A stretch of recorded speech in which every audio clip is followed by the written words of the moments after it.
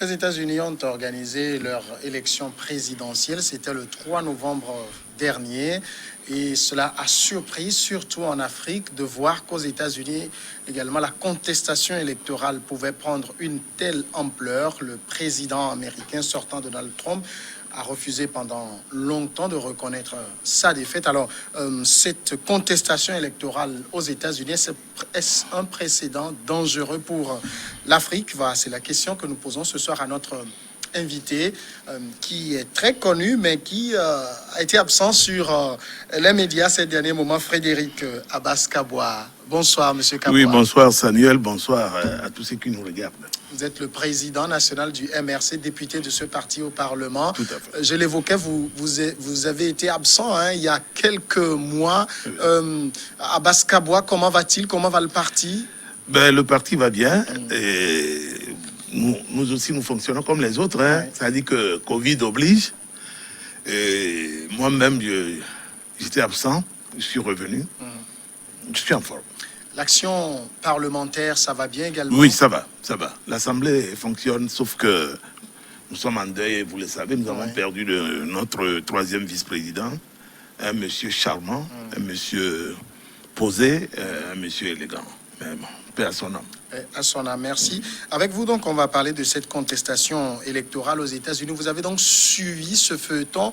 Est-ce qu'aujourd'hui, Abbas-Kabwa, vous direz qu'il y a eu une sorte d'africanisation de la présidentielle américaine? Merci Samuel. Je voulais d'abord rectifier. La contestation n'est pas finie. Donald Trump continue, même aujourd'hui. Ce matin encore, il a tweeté. Il continue de contester. Malgré que le Wisconsin l'a donné battu hier nuit. Alors qu'il comptait beaucoup sur cet État-là pour avancer et puis saisir la Cour, éventuellement la Cour suprême. Mais vous savez, le spectacle que nous donnent les États-Unis est dangereux. Beaucoup de gens rient, mais il ne faut pas rire, c'est du sérieux. Parce que cela aura des répercussions terribles sur l'Afrique. Des répercussions sur l'Afrique. Mais oui, concernant les processus électoraux en Afrique, ça va avoir des répercussions, mais incalculables. Voilà un pays qui s'est érigé en gendarme. Pour dire que, non, que vous avez vu au Togo le 22 février, les gens sont allés jusqu'à inventer même des tweets et tout ça, pour dire que les États-Unis, le département d'État, les gens ont même raisonné au nom et à la place de l'ambassadeur américain au Togo et tout. Mais alors ça a mis un malaise, ça j'étais un malaise général sur la population togolaise. Et on va dire que ce sont ces gens-là aujourd'hui qui refusent de... C'est extrêmement dangereux. Voilà, parce que vous savez, en réalité, là, les gens disent l'Amérique, les USA, c'est la première démocratie du monde. Non, c'est faux. La première démocratie du monde, c'est l'Inde. C'est l'Inde. Ce n'est pas les USA. C'est l'Inde. Après, c'est les États-Unis d'Amérique.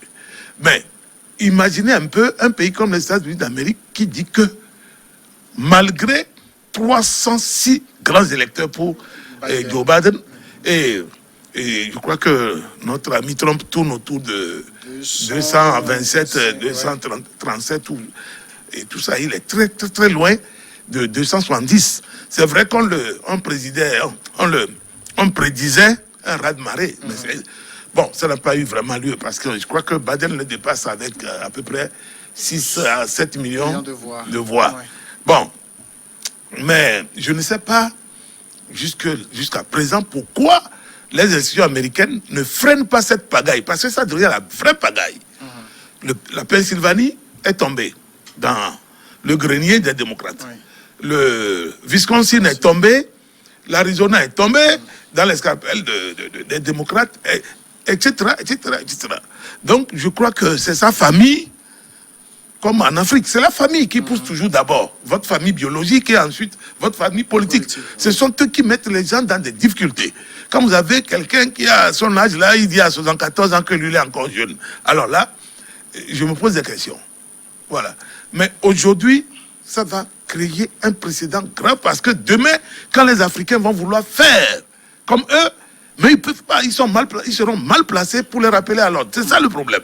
Sauf que, si on fait le parallèle avec l'Afrique, il se trouve qu'en Afrique, c'est l'opposition qui conteste. Là, on est dans le schéma opposé. Non, faites attention, c'est quoi l'opposition? C'est-à-dire qu'aujourd'hui, il y a un président en exercice qui a été battu. C'est lui qui galvanise ses troupes, ceux qui ont voté pour lui. C'est lui. Et puis il est allé loin. Il y a des choses que les gens évitent de dire. Les gens sont allés acheter des armes. Mais oui, les gens ont fait des marches comme on fait et en Afrique, soit pour soutenir, soit pour contester. Ils ont fait des marches. Alors là, je crois que le virus africain rentrait eux aussi dans leur esprit et dans leur corps. C'est extrêmement dangereux. C'est-à-dire qu'il ne faut pas blaguer avec ça. Ça crée une grave jurisprudence sur la démocratie en général. Alors, vous pensez que ça peut être un mauvais exemple dont beaucoup de dirigeants africains peuvent se servir demain? Chef, ils vont s'en inspirer. Ils vont s'en inspirer. J'ai entendu déjà même certains chefs. Alpha Condé, tout ça, bon, il a dit, mais attendez, il faut prendre les Africains pour aller observer les Américains. Si c'est comme ça chez eux, de quoi ils se plaignent? Vous comprenez, c'est un peu ironique. Oui. Mais il ne faut pas rire. Quand les gens commencent comme ça, il faut faire extrêmement attention parce que mais les gens vont s'en inspirer. Ce n'est pas que. C'est-à-dire, ils vont dire quoi par rapport? Pour dire que... les Américains ont fait. Donc, nous aussi, nous sommes autorisés à le faire? Ce n'est pas que nous sommes autorisés à le faire. On dit que c'est lui qui a gagné. Ce n'est pas fini. Voilà. Mais heureusement que depuis 72 heures, je me dis que bon, maintenant, ça dépend de la façon dont nous, acteurs politiques, sur le continent africain, nous allons réagir à chaque fois. Il faut commencer par éduquer nos militants. Oui. Vous avez vu le Burkina? C'est avec élégance. Sinon, le Burkina pouvait basculer. 13 candidats. On vous dit que, et non des moindres, hein, 13 candidats, hein, de grosses pointures, du moins les 5 premiers, on vous dit que quelqu'un a gagné au premier tour. Et le lendemain, les autres vont, alors qu'ils ont crié à la fraude. Oui. Et tous ont tenu le même langage. Que dans l'intérêt supérieur du Burkina Faso, ils félicitent Christian Roch Kaboré et ils sont prêts à travailler avec lui pour que le Burkina aille de l'avant. Bravo. C'est la première fois que j'entends ce genre de discours. C'est en cela que je conseille également nos amis ivoiriens que parfois, quand c'est fait, c'est fait. Il faut aller collaborer. 5 ans, ça passe vite. Ils vont recoller les morceaux. C'est un beau pays. Il ne faut pas casser la dynamique lancée par le président Ouattara, surtout sur le plan économique. Parce que dans l'espace UMOA, c'est la Côte d'Ivoire qui nous soutient. Et tout ça là, c'est le moteur dans l'espace UMOA et dans l'espace CEDEAO. C'est le numéro 2, après le Nigeria. Alors, imaginez un peu si ça bascule là-bas, nous là, c'est pas bon pour nous. Surtout par cette période de coronavirus. Alors, si on reste un peu sur les États-Unis, peut-être la différence avec l'Afrique, c'est vrai que Donald Trump, il dit qu'il a gagné, qu'il y a eu des fraudes et tout, mais on n'a pas vu l'armée descendre dans les rues, mater les populations comme on le voit sur le continent, soutenir carrément un camp contre un autre. Il faut faire extrêmement attention. L'armée agit en Amérique. Vous allez voir que depuis 3 jours... Elle reste dans son rôle. L'armée reste républicaine et elle joue. L'armée ne va pas. Vous savez, le FBI et la CIA peuvent aller déloger Donald Trump à partir du 14 janvier. Ils quittent. Mais oui, ils vont les déloger. Vous savez, l'armée reste dans son rôle. Elle est républicaine, elle constate et elle attend la proclamation définitive. Et Donald Trump est libre de féliciter ou non Joe Biden, parce que dans la tradition, le perdant félicite toujours le vainqueur. Mais s'il ne le fait pas, il faut le comprendre. Il agit comme un Africain. C'est un peu la honte. Vous comprenez? De par son personnage, débraillé, tout ce que vous voulez, il va dans tous les sens, hein, et tout. Bon, et moi je le comprends. Et puis, il a pris de mauvaises habitudes. Vous savez que des présidents comme ça ont beaucoup d'amis sur le continent africain. Mais on dit que c'est le moins africain des présidents américains. Il faut faire jamais attention. Venu sur le continent. Il va venir faire quoi? Obama est venu combien de fois en Afrique en 8 ans? Il faut compter. Même chez lui, et au Kenya, il est allé une seule fois quand il était président de la République. Donc, il faut faire attention. L'Afrique, en réalité, n'intéresse pas les Américains. Non. L'Amérique joue sur les intérêts en s'appuyant sur l'Europe qui qui a pignon sur rue sur l'Afrique. Vous savez, tout ça là remonte à longtemps. Il faut aller dans les accords de Yalta, les ceci, les cela, pour comprendre que le monde est divisé et est partagé. Aujourd'hui, ils sont très embêtés avec la Chine qui monte. Parce que la Chine aussi veut des territoires. C'est pour cela que dès que vous dormez un peu, la Chine prend. Dès que vous dormez un peu, la Chine prend. Et la Chine est en train de gagner sérieusement du terrain. Aussi bien dans les Balkans, les pays de l'Est, l'Afrique, et puis bon, dans une moindre mesure, en Amérique latine. Donc, la Chine devient aussi menaçante. Heureusement que la Chine ne connaît pas l'histoire d'élection. Parce que en Chine, c'est le Parti communiste qui choisit le président. Qui se retrouve. Parce que, imaginez un peu, 1 milliard, 300 ou 400 millions, parce qu'on ne connaît pas avec précision leur nombre non plus, parce qu'ils mettent 3 ans pour faire un recensement. 3 ans. C'est comme l'Inde, hein? Les deux pays font la moitié de la population mondiale. Les 2 pays réunis. Alors, vous voyez que c'est extrêmement difficile. Il vaut mieux laisser comme ça. Comme quoi, quelqu'un me disait qu'il faut être fou pour gérer le Nigeria. J'ai dit oui, parce que le Nigeria est avec 300 millions d'habitants dans l'espace CEDEAO. Imaginez un peu. Et quand ça va, ils n'auront plus d'espace. Nous serons envahis, puisque nous, on a encore des terres. Nous avons beaucoup de terres encore. Le Bénin, le Togo, le Burkina, etc. etc. Mais, donc, ce qui se passe en Amérique, pour revenir là-dessus, il faut faire attention, il faut ouvrir les yeux, parce que ce n'est pas une bonne chose pour l'Afrique. Mais le 20 janvier prochain, il va partir. Quoi qu'il fasse, il partira. Ça, c'est clair. C'est ce qui est bien chez eux. Oui. On a beau contester, on Il partira. Il va partir. Mais si vous avez des présidents, par exemple, dont on dit qu'ils n'ont pas gagné les élections, mais qui restent et s'imposent par la baïonnette.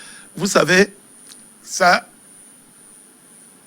il faut coller sa réalité à chaque situation.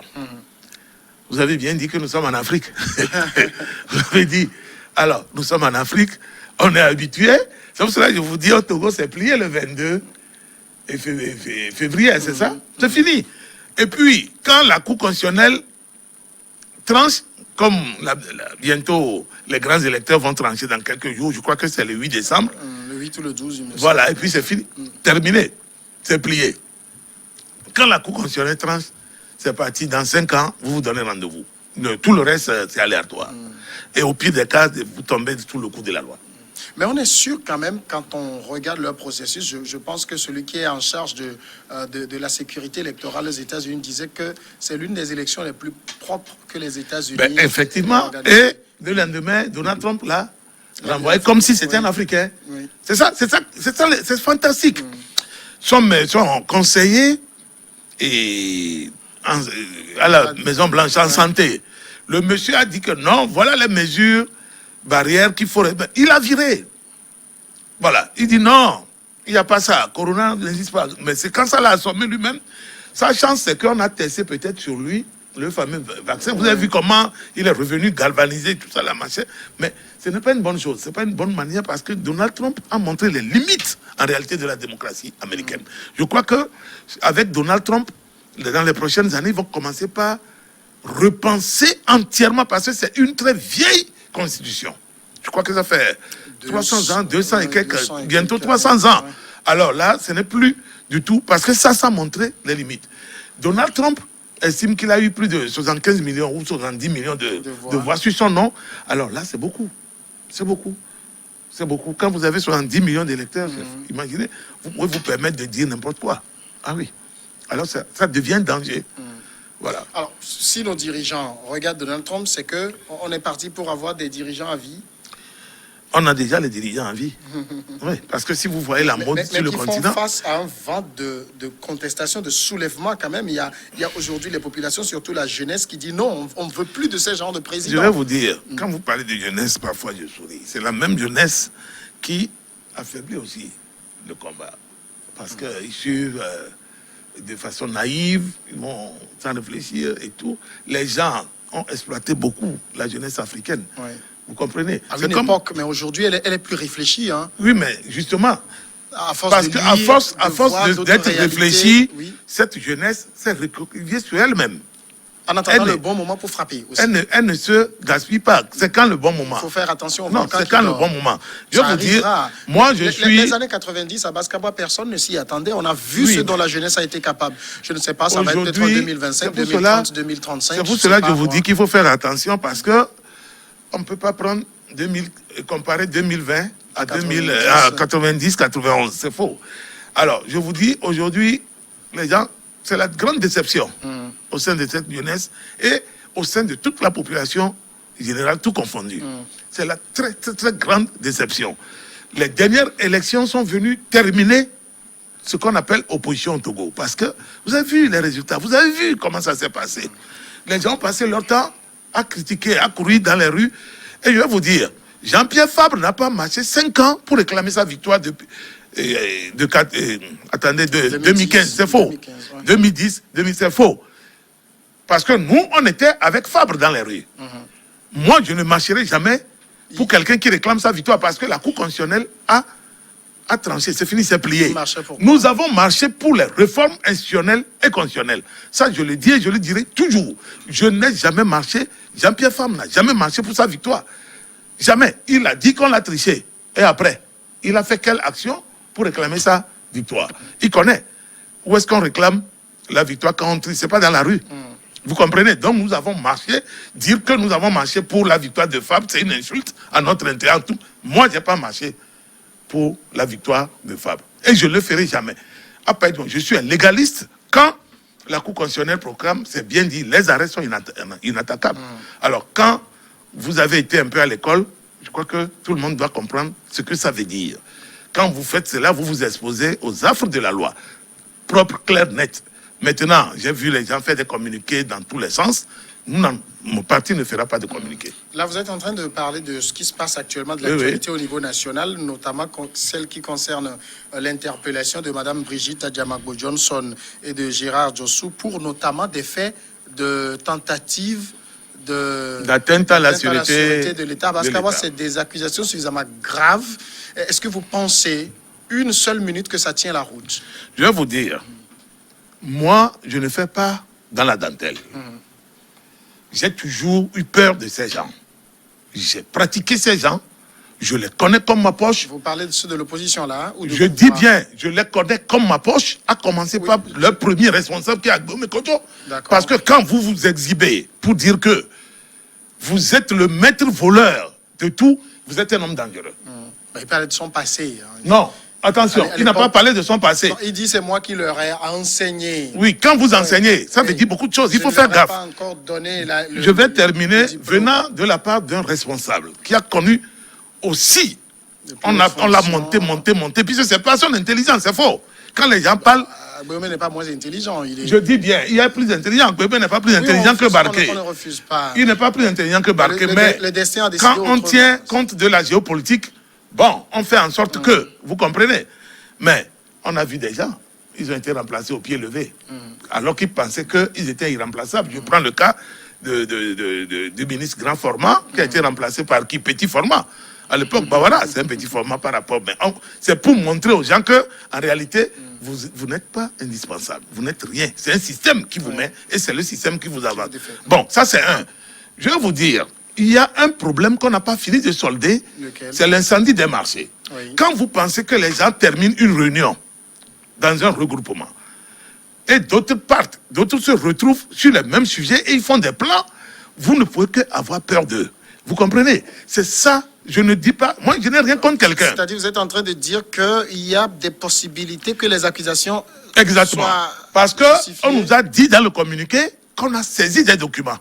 Mais si on a saisi sans les présenter. Oui, mais écoutez, moi j'aurais aimé que ce lundi, par exemple, le procureur organise une conférence ce n'est pas une bonne chose pour qu'on nous présente un début de document. Ce n'est pas une bonne chose pour une affaire qui est en instruction. Ce n'est pas une bonne chose parce que les enquêtes sont ouvertes. Oui, mais on est dans un pays à Basse-Kaboua où on peut aller chez des gens sans mandat de perquisition. Qui vous dit que Djossou, par exemple, moi je vais vous dire, je vais aller plus loin. Il a été arrêté en pleine route. Oui, attendez. Des gens qui vous dit que ce garçon lui-même n'est pas allé faire ce plan-là pour que ça se passe comme ça. Bah, vous savez, j'ai peur de ces gens. Vous savez pourquoi? Je le connais bien, ce garçon. Oui. Je l'ai connu en France, il vivait à Pavillon-sous-Bois. Après, il travaillait à Rony-sous-Bois comme gardien dans une supérette. Oui, il ça a peut fait arriver. des années durant.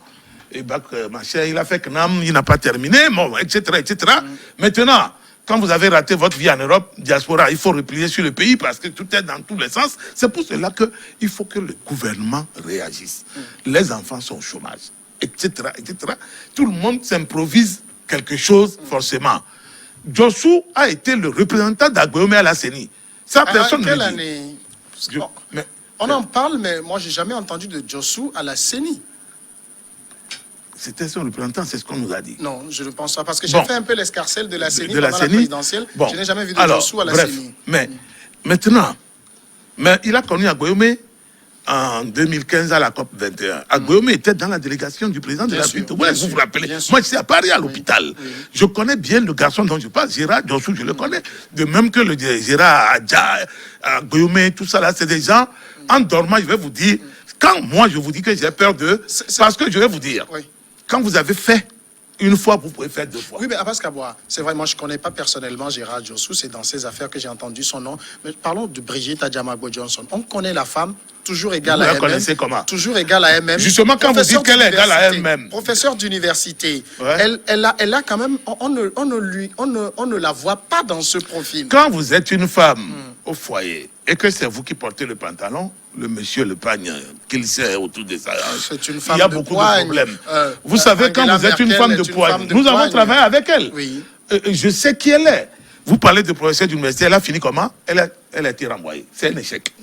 Vous parlez de... Elle est quand même professeur d'université. Je dis, chef, vous allez être professeur d'université dans la nature parce qu'elle ne donne plus de cours dans aucune université. Oui, mais on sait C'est ça, qu'elle le a problème. quand même un doctorat en droit. Donc c'est Mais pas... laissez avoir un Oui. doctorat, vous-même pouvez avoir même plus que doctorat, chef.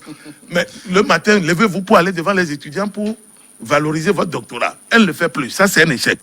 Elle a été à la conférence nationale, Oui. vice Oui, rapporteur rapporteur. et machin, échec.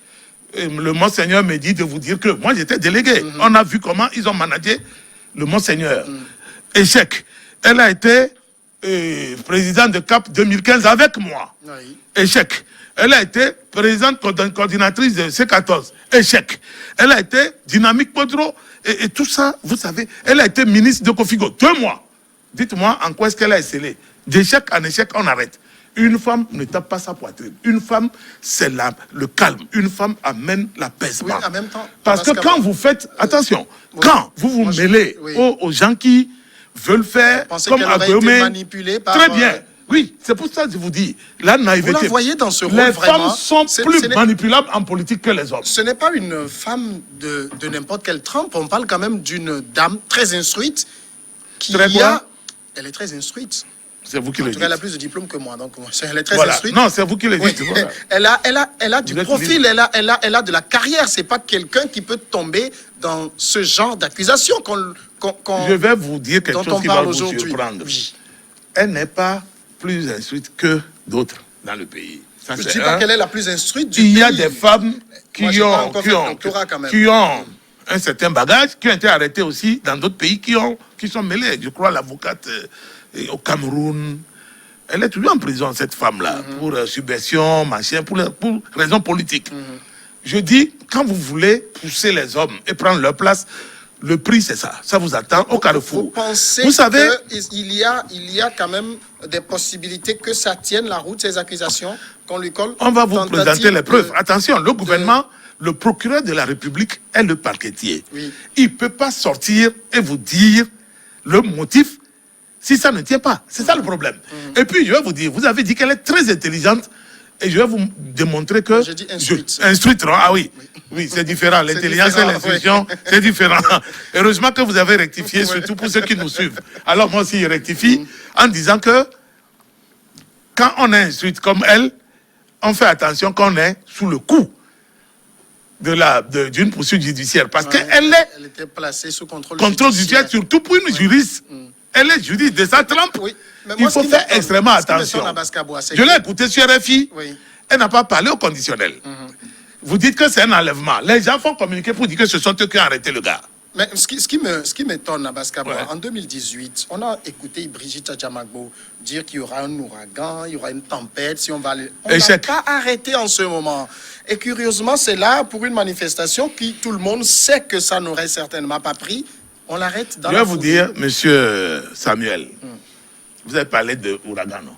Si moi je dis qu'il y aura tempête, si votre plateau dit qu'il va y avoir tempête avant 18h, après 18h, il n'y a pas de tempête. Qui va m'arrêter? Qui va s'intéresser à moi? Oui, C'est justement, justement la l'exemple est banalité. bien situé à Ici, Basse-Savoie. ici, le samedi dernier, il n'y a même pas eu manifestation. je vais vous dire, Donc, parce que c'est l'acte interdit. qu'on lui imputait, C'est interdit. l'acte qu'on lui imputait n'a jamais eu lieu. Je vais vous dire, c'est Oui. interdit, mais ils ont dit, ils vont faire quand même. Qui vous dit, vous savez, je vais dire quelque chose ici, et ça n'engage que moi seul. Oui. Le Togo a un des meilleurs, retenez ça aujourd'hui, le Togo a un des meilleurs services de renseignement de l'Afrique. On le sait. Très bien, de l'Afrique. On le sait. Rien n'est fait au Et on Togo. remercie ce service de renseignement Très parce bien. que Très bien. nous sommes en sécurité. Rien n'est fait On au lui hasard doit- au Togo. Oui, on lui doit Vous avez cela. vu- Vous avez vu Un pays le- sans renseignement, c'est un pays qui tombe. Qui tombe. Ça, on le sait. Vous avez. Rien n'est fait au hasard dans notre pays. Je vous parle, rien n'est fait au hasard. Parfois, comprends. c'est votre propre enfant qui va vous vendre à ces services-là. Ah bah Vous ça, comprenez? C'est pour cela que je ne suis pas surpris. J'attends gaillardement avant de prendre ma plume pour signer un quelconque communiqué. Parce que vous savez, les gens vont dans tous les sens. C'est une camarade de l'opposition. Laissez, Par nous sommes solidarité, une opposition multiforme et plurielle. mais quand- pas divisée. Nous sommes très divisés. Attention, vous avez vu les attaques. Je salue d'ailleurs la promptitude avec laquelle l'ANC a sorti un communiqué hier par son premier vice-président. Ça, c'est prendre de la hauteur, malgré ce que la femme-là leur a fait, malgré ce qu'ils ont poussé le Monseigneur à leur faire, malgré ce qu'ils sont en train de leur faire, même actuellement, si vous allez sur les réseaux, partout, c'est l'attaque réglée contre ce parti. Il n'y a pas de fatalité. D'accord. Hier, Fabre était à 34%, 36%. Aujourd'hui, il est à 4%. C'est pas grave. Eux, ils sont montés à 19% grâce à un et unique personne qui s'appelle Philippe Pankok-Podjoro. C'est tout. Maintenant, tout est plié et il faut... Je vais vous poser la dernière question. Oui, je suis prêt. Ce qui étonne les Togolais, c'est cette promptitude qu'on a à régler les affaires politiques pendant qu'il y a des gens dans le pays qu'on sait accusés de corruption et autres, et que la justice n'arrive à rien faire contre eux. Vous ne trouvez pas que cette justice Quand- est injuste, Quand vous dites que la justice... inéquitable? Quand vous dites que la justice ne trouve pas à faire rien contre eux, je vais vous dire. Il y a eu la dernière affaire, on dit Petrolgate. Quelqu'un dit que quelqu'un a pris 500 milliards. Ça, c'est un journal qui accuse. J'ai parlé je ne sur parlais les pas énormément médias de cette de affaire ça, non? plus, ouais. Bon, j'ai parlé, j'ai dit non, faites attention d'aller dans tous les sens. Il n'y avait pas 500 milliards quelque part que quelqu'un allait Bien prendre. sûr. C'est Tout faux. le monde sait que le Togo ne prend Voilà. pas de l'argent pour commander le Pour- carburant. Le Togo n'a n'a même pas perdu. commandé une seule fois un litre. L'État ne peut pas dire qu'il a perdu de l'argent. Voilà, Ça, tout le monde le sait. c'est l'argent des traders Oui. et ils ont confié à une famille. C'est une querelle de réseau entre eux. Mais au-delà de ça, Bon. il y a beaucoup d'autres Maintenant, affaires sur lesquelles on aimerait voir la les justice autres dossiers dont agir. vous parlez, Oui. les autres dossiers dont vous parlez, il y a un dossier monstre. Mais quand vous dites que ce n'est pas un sujet, moi je ris. Lequel? Je parle des tracteurs et agriculture. Vous avez vu, on a viré un ministre là. La dernière fois. Tout le monde criait, ouais, Est-ce que ça a un rapport? les tracteurs sont venus, on se rend compte que non, il y a eu un problème. Il y a eu décaissement de l'argent sans que le gouvernement donne son accord. Vous avez vu, ce monsieur a été remercié, l'affaire n'est pas arrêtée là. Les institutions chargées ont été saisies. Vous comprendrez que nous avons un problème de communication avec ce gouvernement depuis 16 ans bientôt. Ça, je le dis, Ça s'améliore quand moi-même, même, je c'est suis pensé. très embêté parfois, Ouais. parce qu'il y a des affaires qui sont réglées sans que les gens sachent. Il y a des choses, il y a des Alors, saisies, il faut qu'on des communique maisons. là-dessus. Il faut communiquer. Parce qu'à moi, nous sommes à la fin de cette C'est moi qui vous remercie. Merci. Et je voudrais dire que tout se passe calmement. Nous sommes des Togolais. Maintenant, quand vous avez mal fait, vous le dites. Et nous, ça nous permet maintenant de nous organiser pour aller vers le premier responsable du pays et demander son indulgence. Voilà. Merci, Frédéric C'est moi qui vous remercie. Président du MRC, député du parti au Parlement. La pause, le journal, regard croisé.